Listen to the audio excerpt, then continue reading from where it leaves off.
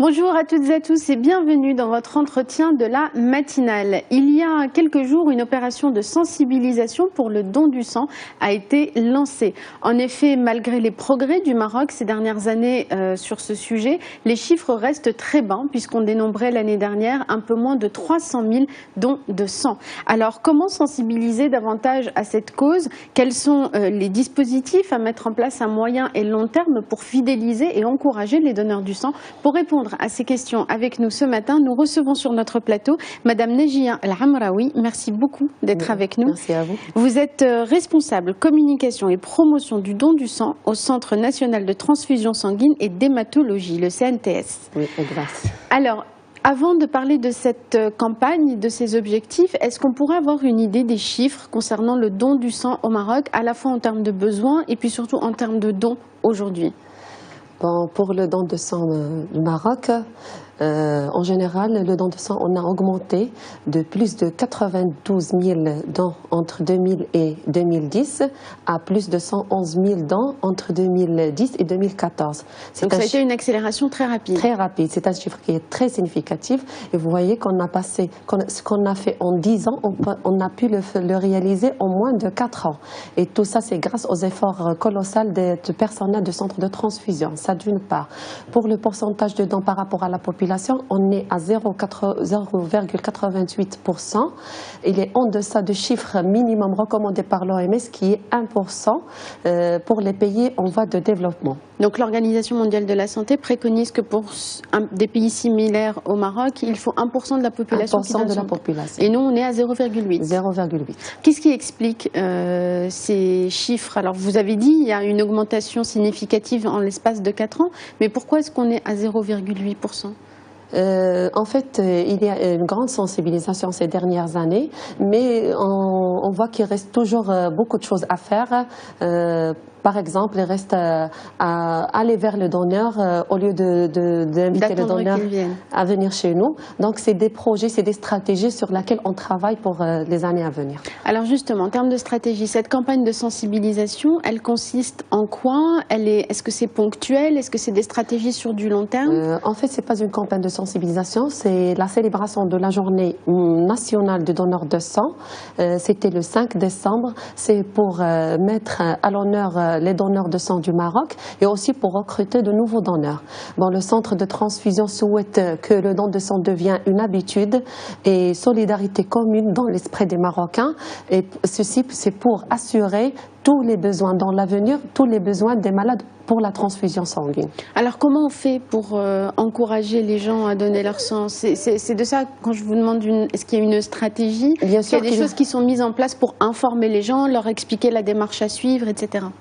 D'abord, on compte à faire des partenariats qui sont solidaires, comme le partenariat avec les médias, parce qu'on a vu ces dernières années, les médias, il a fait beaucoup de choses pour le don de sang, donc il a pu sensibiliser la majorité de la population, parce que vous voyez l'augmentation de donneurs de sang, et aussi des partenariats avec la société civile, parce que sans société civile, on ne peut pas y arriver. Vous ne pouvez pas toucher les gens. Bien sûr, il faut beaucoup de l'aide, il faut toucher le maximum des Marocains, donc on travaille sur cette stratégie. Donc il y a deux volets sur lesquels on va travailler. Travail d'augmenter le nombre de partenariats. Et, on a conclu quelques partenariats, de nombreux partenariats. Par exemple, il y a un partenariat avec le ministère de l'Intérieur qui assure un pourcentage important de donneurs. Il y a aussi un partenariat avec la Fondation Mohamed VI des œuvres sociales des proposés religieux qui assure la sensibilisation et l'organisation de campagnes de sensibilisation au sein des mosquées durant toute l'année, les jours de vendredi et surtout le mois de Ramadan durant tous les jours. Donc c'est eux qui se chargent de cette campagne de sensibilisation, mais c'est le centre qui se charge de tout ce qui est collecte. De la logistique. Voilà, c'est ça. D'accord. Alors, les réticences, est-ce qu'il y a des réticences pour les gens à donner leur sang et quelles sont-elles? Oui, plutôt je vais dire moi la phobie.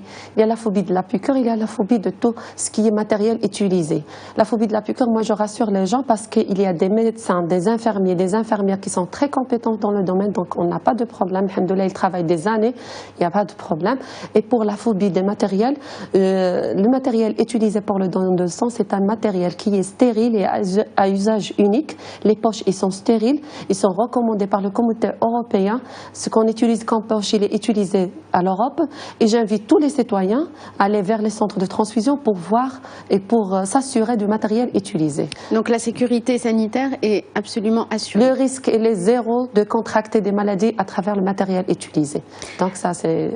Alors, qui peut donner son sang et à quelle régularité? Est-ce que les hommes et les femmes sont pareils? Et ensuite, donc, qui peut le donner et quelle est la démarche à suivre? Est-ce qu'il suffit de se présenter dans un centre de transfusion sanguine? C'est quoi la procédure? D'accord. Toute personne en bonne santé de plus de 18 ans et moins de 60 ans peut donner son sang, à condition que le médecin accorde et que la personne elle est apte. Le médecin de l'entretien médical, c'est des médecins spécialisés en matière de transfusion sanguine. Qu'on doit voir indépendamment du centre? Bien ou sûr. ce sont des médecins du centre qui font cette attestation? Avant de passer pour le don, il y a un entretien médical avant chaque don. Donc c'est le médecin qui décide que le donneur passe faire l'acte ou bien il est contre-indiqué. Ce que je veux dire, c'est que c'est des médecins du centre qui donnent cette autorisation. C'est-à-dire c'est pas le médecin généraliste qui peut faire une attestation comme quoi c'est possible. Spécialisés en matière de transfusion sanguine. Donc la quantité de sang qu'on donne, c'est 450 à 500 ml. C'est ce que représente 7% de la quantité de sang qui existe dans l'organisme. Il n'y a pas de risque. Le don de sang, on peut donner pour les hommes tous les 2 mois, pour les femmes tous les 3 mois. Et ce qu'on souhaite, nous, le centre de transfusion, au moins 2 fois par an pour que les citoyens viennent faire le don au centre de transfusion. Et il n'y a pas de risque de contracter de maladies à travers le matériel. Le matériel, il est stérile, comme je l'ai dit tout à l'heure. Il est stérile, il est à usage unique. Et tout le don et tout sang donné, il est traité dans le laboratoire avant de le donner au receveur. Donc il y a des analyses qu'on fait sur le sang. Les analyses, je vais citer quelques analyses. Le groupage, par exemple, le phénotypage, les hémolysines, le test de dépistage de sida, de l'hépatite B, de l'hépatite C et de syphilis. Donc on assure la sécurité de donneur et la sécurité de receveur. Alors, quels sont les besoins concrètement au Maroc? On a évalué combien de gens donnés ou le pourcentage de la population qui donne. Les besoins sont-ils énormes et pour traiter quel cas, quelle maladie ou quel cas de santé? En fait, le pourcentage, comme je l'ai dit tout à l'heure, c'est 0,88%. Donc, le pourcentage de donneurs volontaires au Maroc, il est passé de 50% en 2009 à 89% en 2015. Ce qui est recommandé par l'OMS, c'est de passer à 100% de donneurs volontaires. Et c'est notre objectif pour l'année 2016, la fin de l'année 2016. Ça veut dire quoi, donneurs volontaires? Donneurs volontaires, c'est des dons volontaires. Il n'y a pas de dons de compensation. Parfois, il y a des malades à qui on demande à la famille de donner pour... D'accord. Voilà. Donc c'est la distinction entre les personnes qui se présentent spontanément et celles qui le font parce qu'il faut venir en aide à quelqu'un de la famille malade. Oui, c'est ça. Donc c'est ce qu'on appelle don de compensation. Donc on est maintenant à 11% de dons de compensation. On souhaite, Inch'Allah, à la fin de l'année 2016, arriver à 100% de donneurs volontaires. Et pour le don de réguliers, c'est des donneurs qui donnent régulièrement. On est à 20% de donneurs réguliers. En année 2009, c'était 15% et le Maroc souhaite atteindre 30% de donneurs réguliers. Et ça se passe comment? Après, on a une carte de donneur de sang? Oui, bien sûr qu'il y a une carte de donneur de sang et on donne à tous les donneurs les résultats des analyses effectuées au sein de centres de transfusion. Alors, l'année 2017 va être placée sous le signe de la fidélisation des donneurs de sang. Comment ça va s'opérer concrètement? Bon, bien sûr, on va passer à la fidélisation, ça c'est sûr, mais il y a 2 volets. Le premier volet, c'est augmenter le nombre de collectes. Par exemple, je vais vous donner une petite comparaison entre le Maroc et la France. Le nombre de collectes par jour en France, c'est à peu près plus de 8700 collectes par jour.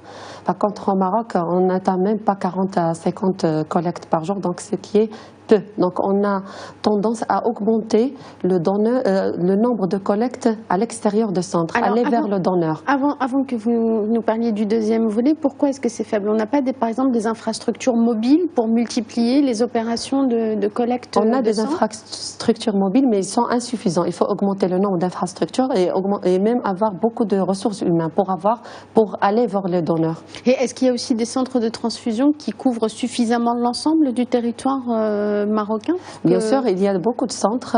Les centres qui souffrent en période de pénurie, c'est surtout les grands centres de Casablanca et de Rabat. Et ces centres, là où il existe beaucoup d'établissements de soins, il y a des CHU, des centres hospitaliers universitaires, il y a des cliniques, il y a beaucoup de cliniques et à peu près tous les Marocains viennent se soigner vers Casa et Rabat et Marrakech et Fès. Ces centres, ils ont besoin de beaucoup de sang.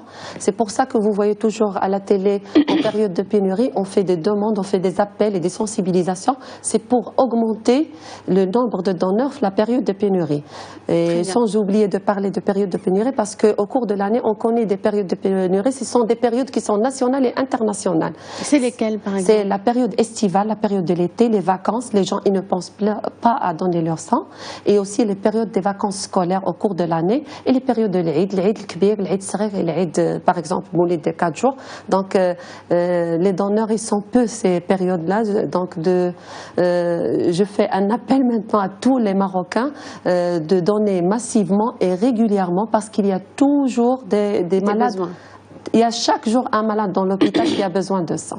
Donc il faut donner régulièrement pour assurer les besoins. Alors vous avez évoqué donc ce premier volet qui est de multiplier les collectes et je vous ai interrompu, je vous laisse terminer sur le deuxième volet. Il y a un projet qui est en cours, c'est un projet d'instauration d'un système d'informatisation qui est système numérique qui est spécialisé pour la gestion de sang, c'est ce qu'on appelle e-Progesa et c'est un système qui va aider à avoir toutes les informations à l'échelle nationale de l'état de stock, l'information sur le sang, sur la situation des donneurs en temps réel. Donc ça va nous aider à fidéliser les donneurs, à augmenter le nombre de donneurs réguliers, à lancer des appels à l'échelle nationale. On aura une base de données qui est très très élargie. À faire des rappels aussi pour les donneurs, pour qu'ils reviennent au bout de 2 mois, 3 mois. Et ça va être placé sous l'égide du centre? Bien sûr, sous l'égide du centre, sous la tutelle du ministère de la Santé.